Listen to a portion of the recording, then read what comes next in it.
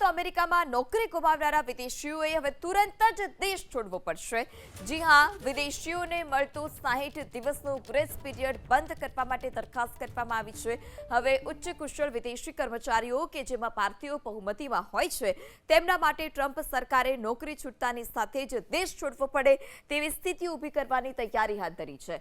Homeland security વિભાગે H-1B અને અન્ય કાયદાકીય નોન ઇમિગ્રન્ટ્સ વિદ્યાર્થી કર્મચારીઓને નોકરી છૂટ્યા પછી મળતો 60 દિવસનો ગ્રેસ પીરિયડ ખતમ કરવા માટે ટ્રમ્પ સરકારે વિચારણા હાથ ધરી।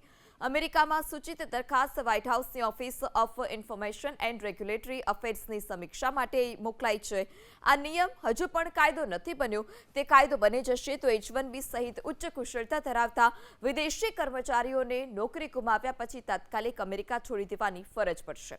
અમેરિકામાં H-1B સહિતના ઉચ્ચ કુશળ પ્રોફેશનલ્સમાં ભારતીયોની સંખ્યા વધુ હોવાથી ટ્રમ્પ સરકારના આ નિર્ણયથી H-1B વિઝા ધારકો સહિત ભારતીય પ્રોફેશનલ્સ પર સૌથી વધારે અસર પડવાની ભીતિ છે।